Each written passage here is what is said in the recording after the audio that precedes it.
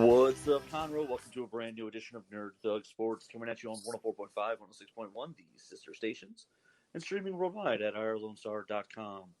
As always, you can check us out on 104, or check us out on the Facebook page, facebook.com/Nerd Thug Radio. That's where all the magic happens. Yeah. Yeah. I was going to tell people to stay on the station. They just checked out. Sorry, my mind's all freaked out because I watched Tenet last night, and the movie's Still about losing time it. travel, and it is disturbingly complicated. Well, I mean, time travel, it's literally never simple. Just when you go to see the movie, take your abacus. You'll have to do calculations on the fly. You bring in the graphing calculator. They make you clear the memory though, so you can't cheat. Robert Pattinson asks you a quantum equation in the beginning. You have to solve it by the end of the movie. If you don't, you get sucked into a time vortex. No, if you don't, you have to buy another ticket. Oh, and it's figured out. You don't get to leave the theater until you have the answer. But when you leave, it's actually only been the one movie because of time travel. Understandable. It's like an infinite stack. That's what happens. You're just there forever. As always, it's little brother Nico coming at you via Anchor on this quarantine edition of Nerd Thug Sports. Yeah, man, the movie was... So I've gone to the movies now twice. I saw New Mutants and I saw this. And I just wanted to... These were movies I wanted to see. They finally released them. I go at weird hours. There's no one in the theater, but like... I don't know how movies are going to come back. I was thinking about that today. Like, it's going to be a weird experience sitting in the... Like, sitting next to people? Sitting next to a stranger? Like, how is that going to work? Sit 2 seats away. Well, like right every now, other sane person. Right now, when you're doing, it's like on the app where you can reserve the seats, because that's how I do it. When you click your seat, it kills the other seats around it. Yeah. But one day, that won't be the case. Well, I mean, yeah, and hopefully one day we won't anymore and the world won't be over, but you know, I don't know how one day is a day away. I think I've been conditioned now that just, what are you doing? Don't sit there. Move over. No, I don't want you to sit next to me now. Yeah, I mean, some people this is the dream, and other people are like, this is the nightmare. I'm going to die. So that's true. It really is. It kind of just depends on what kind of person you are, I suppose, right? Like, are you a social person or not? Yeah, because I'm sure people who are social butterflies or people who can't be by themselves, right? Or it's this is just the worst time ever. Because they're like, I can't do anything. I can't see anybody. Yeah, how do they? Yeah, it's a weird. I don't know, man. It's complicated, right? Times like this where I'm glad I can sit by myself and be fine. Yeah, some people don't have the ability. That's true. That's a good point. So it's practically like a federal holiday today in Houston. It's essentially a federal holiday today in Houston because all 3 major sports are back. Oh my God. Today, in one day, we will see Jose Altuve at the plate. We'll see James Harden shoot the 3. We'll see newly re-signed extension signing quarterback Deshaun Watson throwing touchdowns all in one day. Crazy.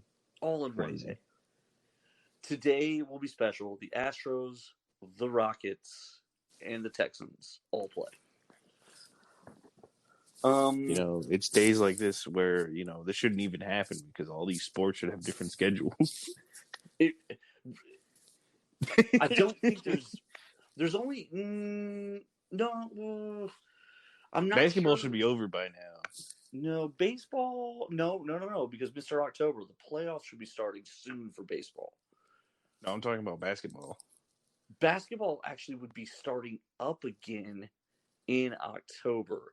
I think there's like a 2-week span every year in October when baseball playoffs, NBA preseason, and NFL regular season do overlap.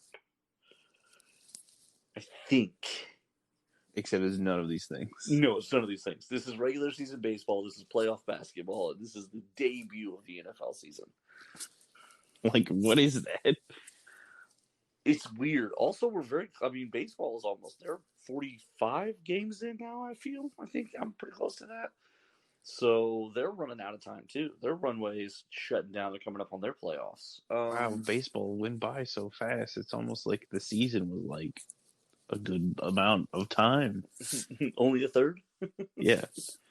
So the Rockets are currently down 2-1 to the Lakers.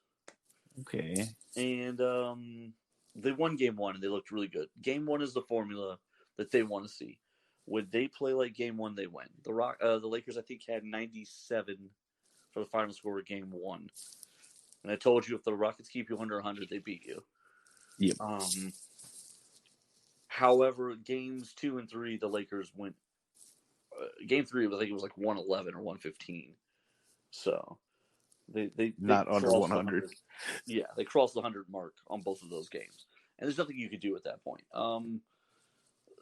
The reality is, they kept Anthony Davis in game one very well contained. PJ Tucker matches up incredibly well on Anthony Davis at times, and that was really what they had to do. They had to hold one of the big two. They had to hold him down and then make everyone else score more. And the Lakers aren't built for that, particularly this season. Although Rajon Rondo has had a great career, and he has looked pretty good the last couple games for the Lakers. It's worth just mentioning that. You don't want to exclude that. I just overall, it's kind of a weird. I don't know. Game one was so definitively a good Rockets game that it makes it hard to say like they won't have another one of those.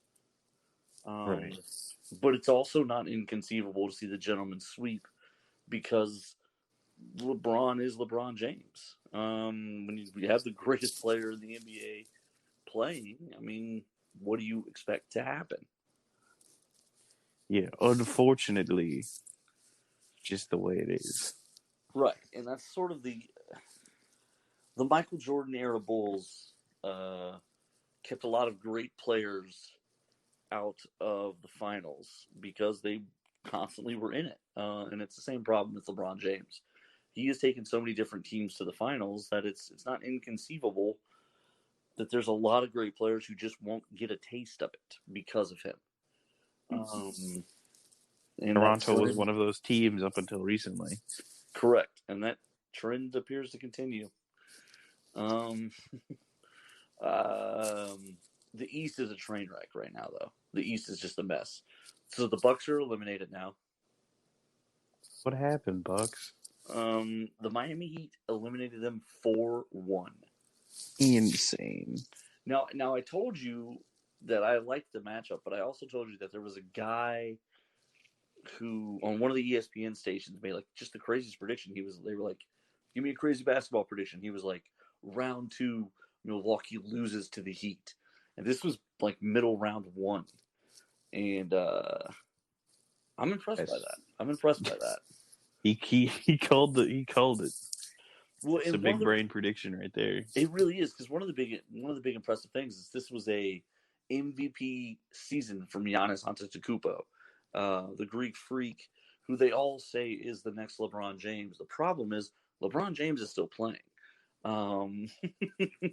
Can't be the next if he's still there. And LeBron James is still active in this particular playoffs, and a certain Greek freak isn't. And what's interesting most about this is Milwaukee has built their whole roster around him, re-signing guys that play well with him and re-signing the guys that they think are helping get the team better. The problem is, though, they lost. And the Greek Freak is coming up on his free agency. I think this is the year where he can sign the extension or decline the extension. And if he declines the extension, I believe next year is his free agency year. And so there's a lot of talk of like, what does he do? Like, like, does he take the extension or does he tell them, like, until you guys win, I'm not willing to commit my time here? Yeah. I mean, like, he has all the power in the situation because of the a player of that caliber kind of has the ball in their court, obviously, pun intended. Yeah, absolutely. So it's hard to say, like, but also you gotta think, like, if they're tailoring their roster for him, it's hard to be like, well, you guys got to produce something for me. It's like, well, we try. Yeah, but the guys they've signed, I think, are part of the problem. Chris Middleton isn't. Nobody's talking about him. He's not a top 15 player. I think So, that's like, part of the problem is more significant help versus, like, just they get along, so we got to sign him. right, and I think that's the problem is the guys they've kept are good role players, and they mean more to the Bucks than anyone else because the Bucks are like, if they leave, we get worse, kind of a thing. But so they've kind of been overpaying to keep the people they have. But the bigger problem is I mean, if you're a lot further away from winning the title when you lose in the second round than you thought you were. Yeah. So if you're playing with the MVP and you expect to be title contending, which like the Rockets were 2 years ago, and they get to the Western Conference Finals and they lose to the Warriors. Okay, well, I mean, that's not exactly where you thought it would end, but that's you're one series away. You're the winner of the finals the winner of the Western Conference goes to the finals. So like you're at least in that neighborhood. If you lose the second round, plus you lose Heat, to the Warriors, which is like one of the best teams. Yeah, exactly. And then the team there, they wound up winning the championship that year. If you lose to the Heat in the second round, you like the real estate agent didn't even drive you into the area. You know what I mean? Like he drove to the edge of the neighborhood and he said, I think this is where your price point falls. Right, exactly. Like you didn't even get to the right neighborhood. Like, nope.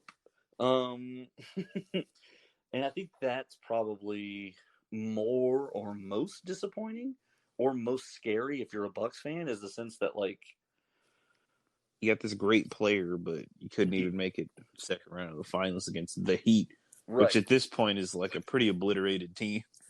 Yeah, the Heat have just done a remarkable thing. Getting Jimmy Butler at the beginning of the year, everyone kind of felt like getting Jimmy Butler was just Jimmy Butler taking a max deal and going to a place where he wanted to live and party, like South Florida. Like, I don't think people really thought like, oh, this makes the Heat like competitive. Like an Eastern Conference Finals team. But here they are waiting on the winner of Toronto-Boston, which is now in a Game 7. Boston was up 2-0, and now it's 3-3. Ooh, never a good feeling. No, it's really not. And Toronto, when they won Game 3, so it was 2-1 at that point. I don't remember who it was, but one of the key players, they asked him how it felt and what this meant, and he said what it means is that Boston done effed up and gave us a chance. Which was big talk down 2-1.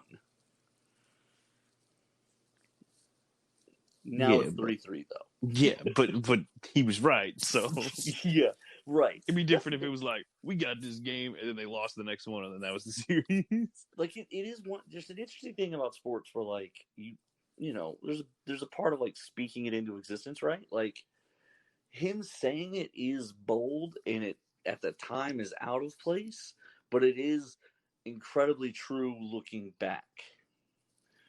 Yeah, because you're like, oh man, they really did mess up. The series is now tied. I guess they did screw it up. Like you just didn't realize how bad they did. It's a weird thought to think, but yeah, that series is neck and neck now, and there's a chance Toronto makes it into the Eastern Conference Finals. I honestly, genuinely didn't think that would happen. I didn't either. Not after Kawhi left. Yeah.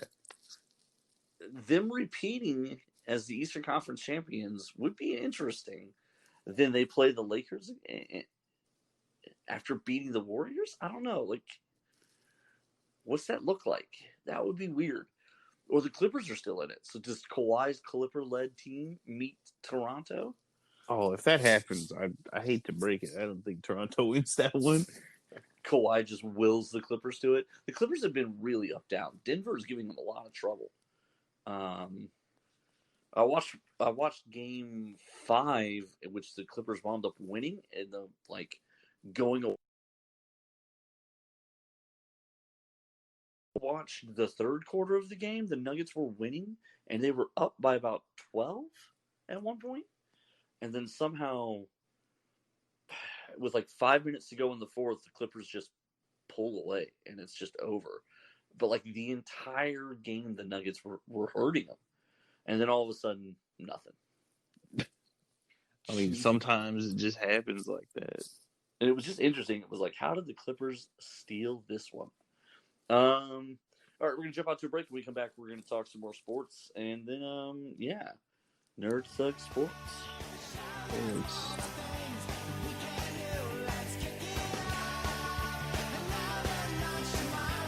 The Adventure Begins Comics, Games, and More is open on 1488 at 525 Woodland Square Boulevard. With comics, games, and everything nerd-related, The Adventure Begins is the one-stop nerd shop. On Saturdays, they alternate between having Yu-Gi-Oh! And Pokemon, and coming up, they also have cosplay crafting and trivia nights and BYOB nights. They're currently offering a 10% discount for limited time, which will be valid for as long as you grab your books every month. Hey, Conroe, this is Corey DLG of Nerd Thug Radio, hanging out here, just enjoying my quarantine time at home, and I hope everyone else is doing the same, social distancing and minding their manners and listening to the orders while we get all this health crisis straightened out and get this pandemic under control. I hope everyone's doing their part to flatten the curve, but doing their part also means supporting small businesses.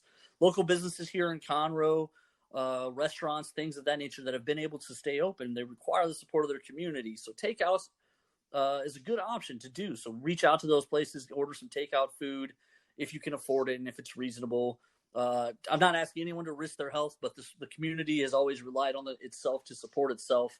And this is one of those times where, as Conroe, we can stand up together and take care of small businesses and entrepreneurs who've been taking care of us this whole time, helping Montgomery County grow into one of the fastest growing counties in all of America. Thank you very much, and stay safe, and stay tuned for more Nerd Thug Radio. This is Rudy Tomjanovich, and welcome to Nerd Thug Radio.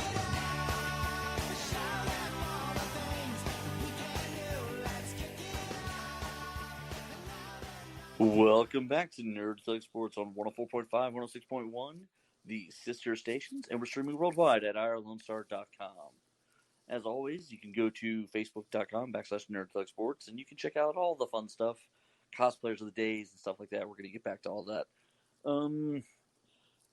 So it's finally here. The drama, the tension, the waiting, it's all over. It's time for the NFL. Bum, bum. We did it. We made it. It's all done. It's all downhill from here. We solved all of the Earth's problems. Football is back. I feel like it really does feel like that. It kind of is that way sometimes, it seems. I mentioned at the top of the show, Deshaun Watson has signed an extension. For those who don't know, it's a 4-year, $160 million new money extension. These years are added on to the existing 2 years left in his deal, the 2 option years left. So he is now a Texan for the next 6 years. Well, I'll see you in future space year 2026. Right. And for him, it's kind of a big deal. He wanted he didn't want, obviously Patrick Mahomes took a 12-year extension. Or I don't know if I want to go that far. Deshaun Watson had been adamant. A lot of the extensions are typically 5 or 6 years. Deshaun Watson had been looking at 4. If you've been following the show, the fight between Dak Prescott and the Cowboys is a 4 or a 5-year deal. Dak Prescott saying if you go to 5 years, I need $50 million for the 5th year, just because there's talk that that's where the quarterback's market will be. Now, Dak Prescott is a little bit not that good. Not that good at all. But he's a little bit ahead of Deshaun Watson in terms of NFL contract years. He doesn't have the 2 option years anymore. He's going to be playing under the franchise tag, which means he's already exhausted all of his option time. So any deal that they make with Dak will be literally for whatever time they sign for. So if they sign a 4-year deal, it will only be for 4 years. It won't be adding to anything. They're out of existing contract for Dak Prescott. Yeah. Deshaun Watson had this 2-year runway where we had time. We could have honestly taken just the 2 option years and then franchised him twice. And the media would have talked about it forever, but we had 4 years of time before we needed to do something. This is how you handle players correctly. I read an interesting article about these contract maneuvers that have been made. There was a linebacker signing. We re-signed our starting inside linebacker. We also re-signed Laramie Tunsil. Extended, I should say, both of them. So there's some talk that we basically have set our team up to where the article I read essentially said getting rid of DeAndre Hopkins has set us up to be a very successful salary cap friendly team. Which is where you want to be. And it's actually what we've been saying here on this show, which was DeAndre Hopkins, for all of his talent, it looks like the number is going to be $27.5 million for him to play this year for Arizona. That's too much of the salary cap for a non-quarterback player. And even though there are teams willing to pay it for players, it doesn't necessarily mean you sign those guys. Like, giving that kind of money to DeAndre Hopkins. Now, granted, they have a rookie quarterback in Kyler Murray who's only going to make $4 or $5 million. So their quarterback is affordable. But their quarterback is also very young, which means it comes with mistakes. So they're counting on their $27 million wide receiver to eliminate or cover up a lot of those mistakes. Yeah. You spend in one area what you lack in another. Exactly. And so essentially what a lot of teams want to do is the Seattle Seahawks, when they won their Super Bowl with Russell Wilson, the first run, I guess technically they've only won one Super Bowl. The one where they beat the Denver Broncos Peyton Manning team. Mm-hmm. And then they lose to the Patriots the following year. Or 2 years later, maybe. That build was they spent on defense, and they were very well scouted. A lot of young players on that team, but they also had given a lot of big money on defense, and they played with a rookie quarterback, a great running back in Marshawn Lynch, and a mediocre receiving core. But they invested money in all these other places, and then they counted on a affordable rookie quarterback to get them through the year. Now, they did have $10 million tied up in Matt Flynn. They thought he was going to be the starter that year, and then they draft Russell Wilson, and then that changes the whole dynamic. But as a team, they were built specifically in that mold. Cheap, young quarterback, and then the expensive players around him. So some people now see that as the model to winning these Super Bowls. Tons of talent, and then a good enough rookie quarterback. I guess that's going to be what Arizona's option is. Yeah, and I mean, it's a viable strategy because what ends up happening is that as your quarterback ages, if they don't, improve a whole lot, and, they're not worth their large salary. Right, and so then you just get to move on, and you're right, it's a faster rebuild method because you sign everybody to the same 4 years the quarterback's on. If the quarterback doesn't get any better, then you just dump everybody and do it again. Yeah. And then you just cycle through these quarterbacks until you hit. The problem is you're going to miss more than you're going to hit because there aren't that many NFL-breaking quarterbacks in the draft. That's just not where they come from. Unfortunately, that is the truth. I mean, I guess I should parry that. That is where they come from, but not every team's going to draft one. Right. That's probably what I should say. For every team that gets one, 5 teams totally miss on the guy. Yeah, but I feel like that's just a lot of drafting in general. It is, and especially at quarterback. Quarterback, for whatever reason, is still just the totally unknown thing. Josh Rosen, I think, has now been cut from the Dolphins as well. And now I don't even know where that poor kid winds up. 2 years ago, he was the number 1 pick for the Cardinals. Now I don't think he's on a team just yet. Stuff like that is just really just this true sadness, right? Like, you're so excited, you get through it, you're getting taken number 1 overall, then you're like, 2 years later, it's like, who? Well, it's so weird. It almost doesn't make sense what Arizona did was so unprecedented. Because they basically said after 1 season that their head coach had no idea what he was doing. Big smart. Like, it's a weird thing because if you're drafting number 1, it's because your team's not very good. That's why you get to go first. This is why you get to go first. So you draft number 1, you take a quarterback, and somehow in that season you still perform under what should be low expectations so badly that you're terminated. On the worst performing team in the league. And then they hire a college football guy who wasn't even a head coach at that exact instant in college football, if you remember. He was former Texas Tech head coach. He was like a coordinator for someone else. Yeah, he'd gone over to USC to be their coordinator because he didn't have a starting job. And the Arizona Cardinals said, you could be our starting head coach. And everyone was like, we're going to beat this guy up. I'm blanking on the guy's name right now. And he's a young guy, handsome looking guy. Looks a little bit like Ryan Gosling is what the joke is. But anyway, he's in love with Kyler Murray. So he gets signed, and the first thing he says is, hey, can we get rid of this quarterback we took number 1 last year? So for the first time in the history of the NFL, a team drafts number 1 overall twice, and they take a quarterback both times. Like, it's a mess. It's just a train wreck. So yeah, it is a weird thing if you're Josh Rosen because it's totally unprecedented, completely unheard of. I don't even know how you do you even want back in the NFL at that point? Do you just hate the Arizona Cardinals for The completely demolishing your life? The Dolphins did it to you too. They had you for a year, and then they draft Tua Tagovailoa. Oh, that's right.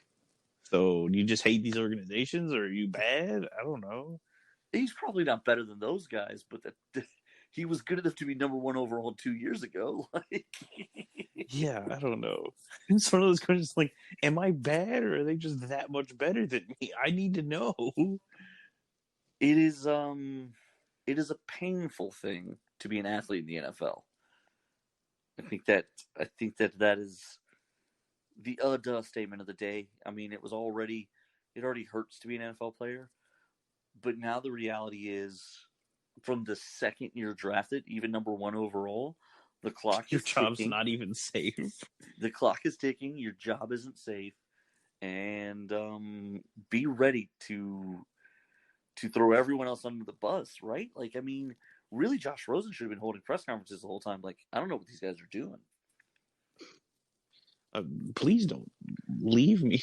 Like, the second the Arizona Cardinals fire the head coach and the rumors start swirling around, he should have been just hammering the Cardinals. And I know it's bad advice. I know that makes him look unplayable and egotistical and makes him look like the bad guy and blah, blah, blah, blah, blah. But look, here's the truth. He's without a job anyway. So being quiet wasn't the right play. Yeah. Nothing you can really do about that one. Like, sometimes you just got to have that no BS, it is what it is, media honesty. And whoever's in the room with him, giving him advice, they didn't paint a bleak enough scenario. Or they just said, listen, we go out doing it our way, which is a fine way to do it, I suppose. But respectable, but not always. But is it respectable? Like, do we respect Josh Rosen because he didn't talk? No. But like, I guess you could say, like, yes, in a way, because he didn't, he doesn't make himself look bad or anything. But he still looks bad, right? Because he got cut twice. Yeah, can't really say anything. But also, you got to realize that it's the worst performing team, and it's not like they got exponentially better either. So, Right, but they like, got does somehow he? so bad that they fired the head coach and the terrible rookie quarterback. And then he goes to a team in Miami who purposely wants to draft Tua next year anyway. Yeah. So in any of this, did it benefit him to just be a team player and shut his mouth?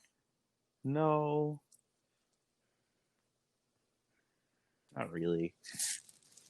If I am him, the second they fire the head coach, I'm shooting bullets over everyone's head. I'm spraying left to right and not caring at all. Yeah, because there's really nowhere for you to go, right? Right. You're going to trade me to Miami who wants to lose? No, thank you. No, thank you. You're gonna trade me to Miami so they can get someone else later. Right. Okay, thanks. Right. Miami has a rookie head coach that year. You know they're looking at their quarterbacks. You know there's no future there. Like, the competitor in you probably says, okay, I can go to Miami and I can compete and I can show them I'm their guy. They already don't believe you're their guy. They're getting you from another team. You're just there as a placeholder for them to actually get their guy. They didn't want to pay full price for Ryan Fitzpatrick, so they traded for you. And there you come on the bus down to Miami. Being a real team player, keeping your mouth shut, saluting the flag, and playing the game. Yeah, Ooh. honestly, I'd have blown it up.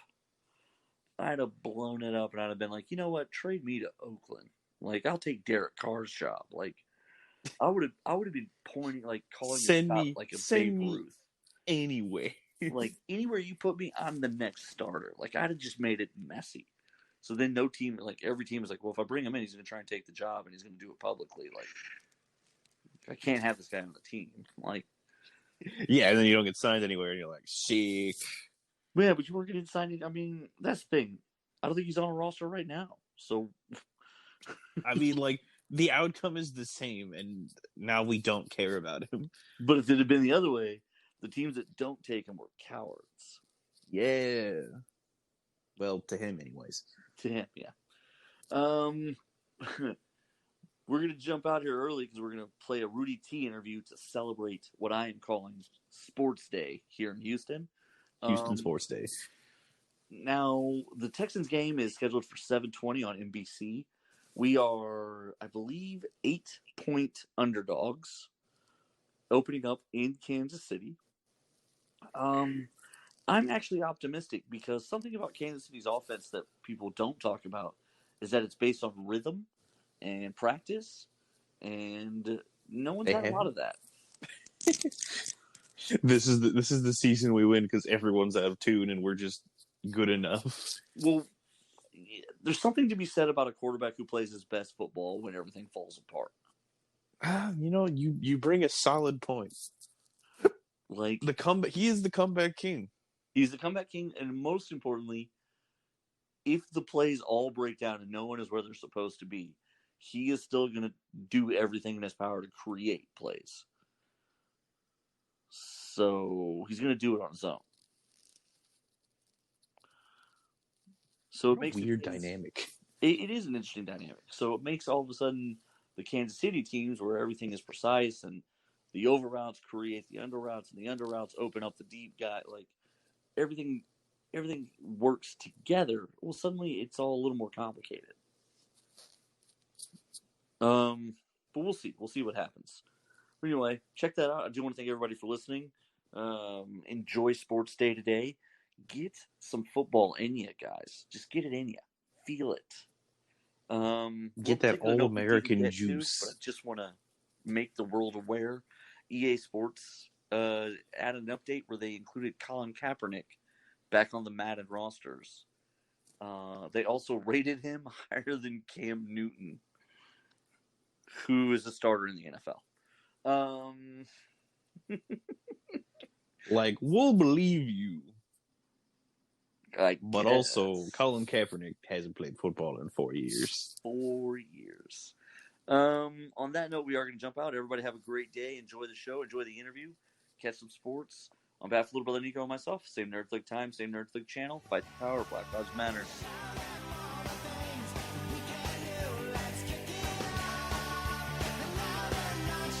The Adventure Begins, Comics, Games, and More is open on 1488 at 525 Woodland Square Boulevard. With comics, games, and everything nerd-related, The Adventure Begins is the one-stop nerd shop. On Saturdays, they alternate between having Yu-Gi-Oh! And Pokemon, and coming up, they also have cosplay crafting and trivia nights and BYOB nights. They're currently offering a 10% discount for limited time, which will be valid for as long as you grab your books every month.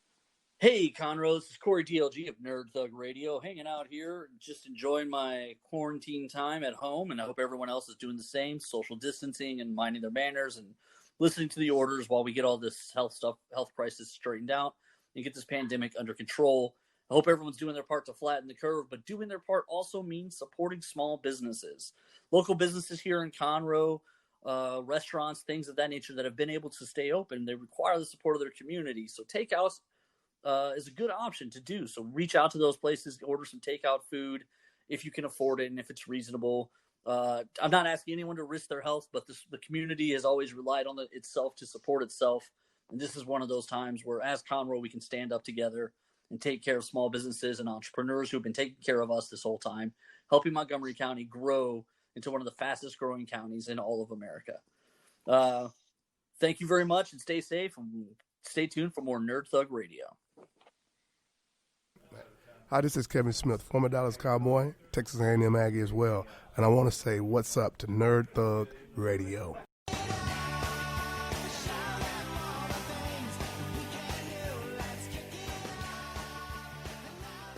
This is Corey DLG of Ball Control, and with me as always is little brother Nico, and we're here at RNA Sports hanging out with Rudy T like we've been bragging all month. So right here, Mr. Tom Donovich, thank you for coming today. Did they just call you Coach? Was I super formal there? Did I blow it?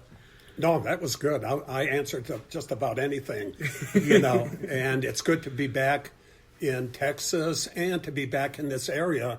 I actually had a lake house up here on Lake Conroe, and it brought back great memories just driving down 105. Nice. So where do you stay now? I didn't realize you didn't live in the Houston area. No, I had been out in California for 15 years. And worked for the Lakers in that time, and decided I'm reaching another plateau in my life. It starts with a 7 and a 0, and I thought I should start this chapter back here, bring it back here. I've got grandchildren. My son has just had a baby a half a year ago. He's actually Rudolph Price Tomjanovich the fourth. Oh, nice. My son's is named Trey, so his nickname might be Quattro. I have a buddy I also call Quattro for the same reason. And then I have a couple grandsons in Houston, out in Katy. That's Ford and Cooper. And then hopefully my daughter, who's living in L.A., will follow me and come back here, and she has a daughter named Marty.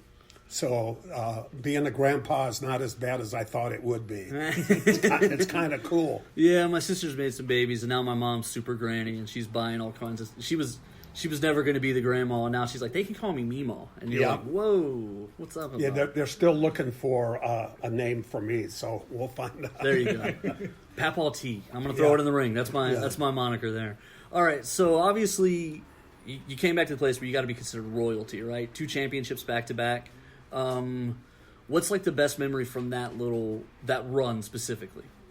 Well, the first championship, just being a Houstonian, it was so big to get because I came in and went through the Astros with Nolan Ryan, and then of course the football with Earl Campbell and Pastorini and Kenny Burroughs and all those guys. And people came close, but never getting it done. And then to be a part of that team that did it was just so special. And then the next year, when we had some hardships, but we didn't fall apart. And we went from the 6th spot, which I don't know if anybody will ever do that again. All the way. No, that's a pretty. Now it's even harder with the teams like Golden State and Toronto this year. I don't think one seeds are too good now. I don't think. Who was the one seed? Was that? I can't even remember who was at that time, but they were all good. I know no one has had to go through teams that had won more games than we had played that year.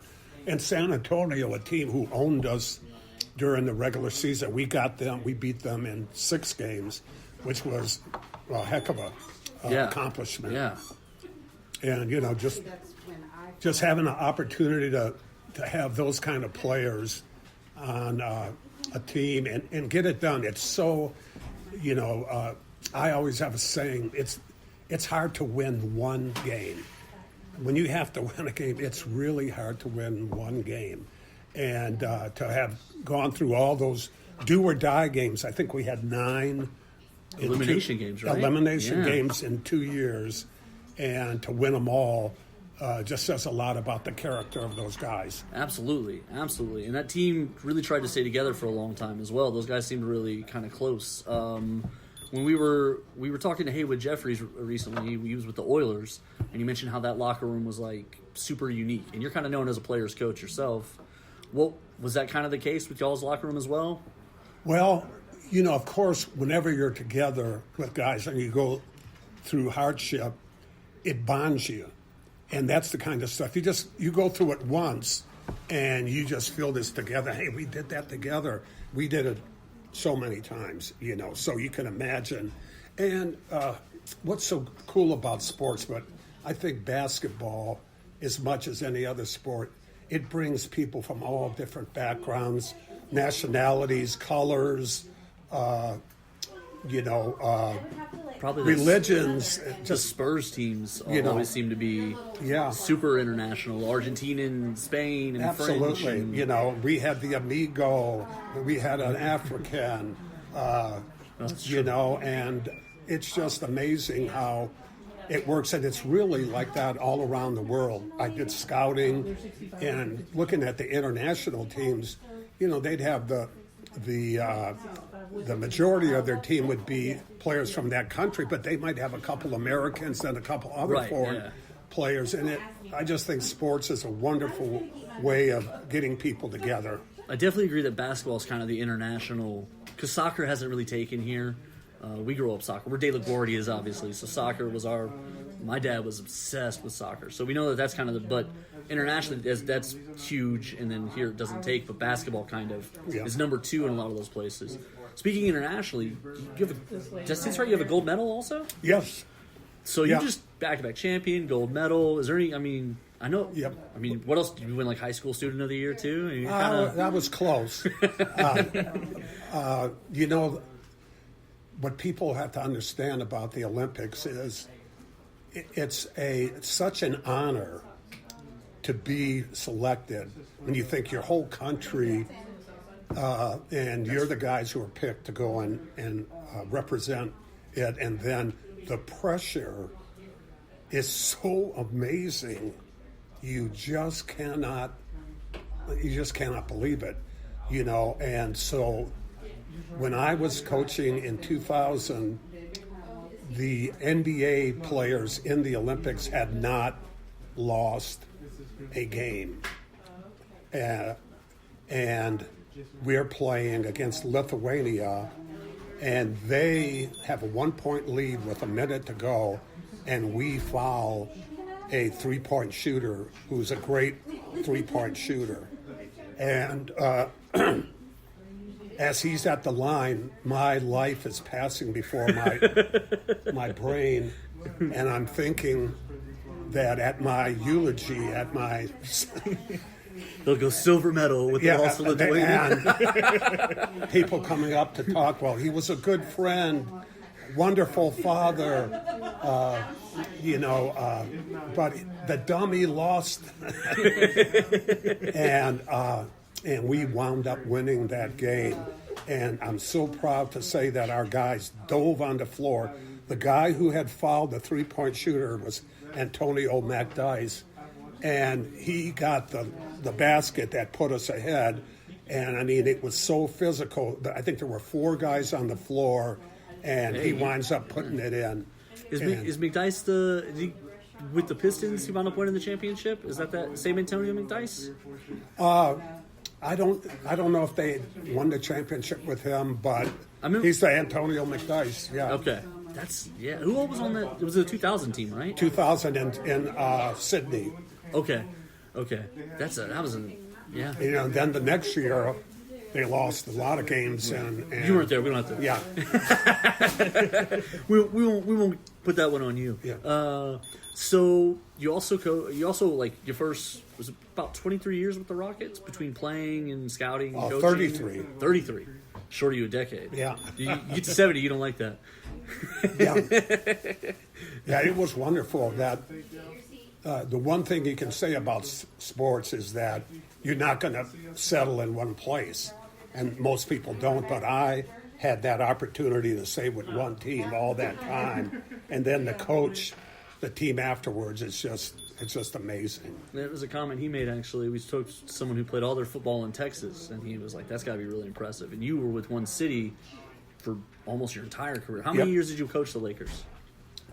Just a half a year. I left the job here because I got cancer, and went into treatment and had to go through 2 cycles of that, which is no fun.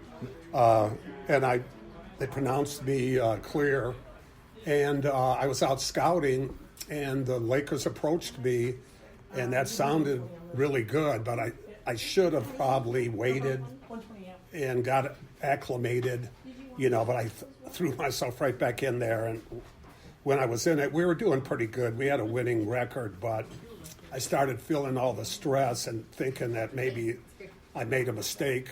And I went to the owner and said, it's probably not the right thing for me. And they were great about it. And they kept me on for 14 years working behind the scenes, and I didn't realize that. And it was quietly kept, and I got to help them with reports. And so you're the guy who told him LeBron James was probably a good sign.